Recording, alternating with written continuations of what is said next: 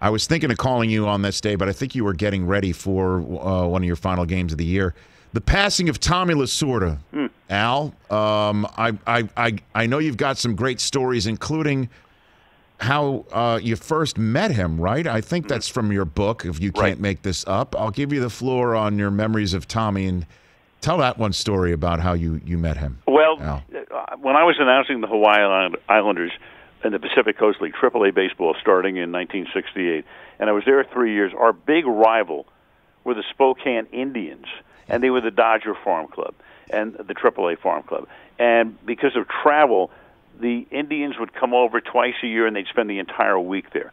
So I got to know Steve Garvey, Bobby Valentine, Bill Russell, Davey Lopes, Ron Say, that's the team, Bill Buckner, all those guys are playing with the team, and Lasorda's the manager.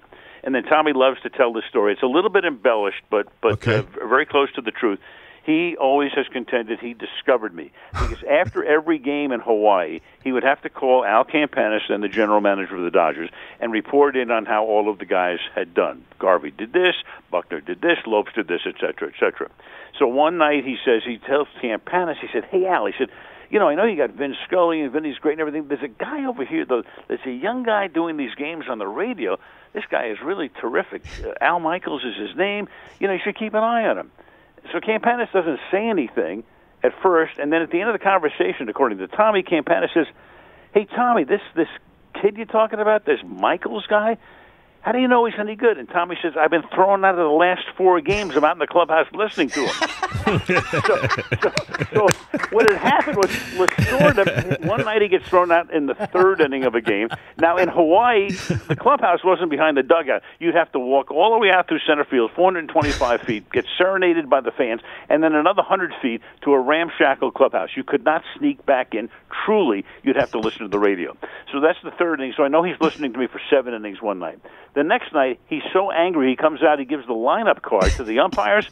He gets thrown out with the lineup card. And irony of ironies, you know who the umpire at home plate that night was? Bruce Fleming, who would go on to have the longest umpiring career in Major League history. Amazing. He would go to the majors. So this is crazy stuff. He gets thrown out again. Now he's listening to me the whole game. The next game he did last. He lasted the game, and then the following game he got thrown out in like the 6th or 7th inning. So Tommy truly was able to hear me do, probably 20 innings of baseball.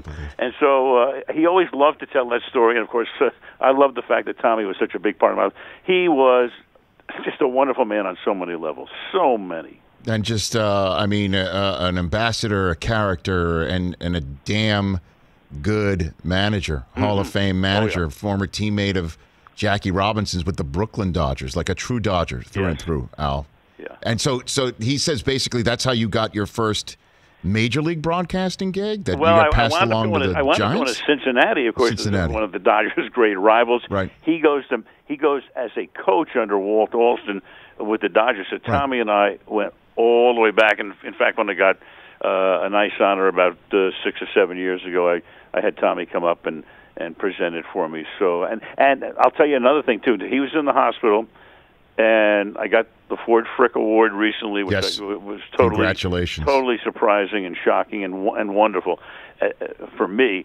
And he called me. His caretaker called me and said, "Can you talk to Tommy?" I said, "Of course." This was about a month ago.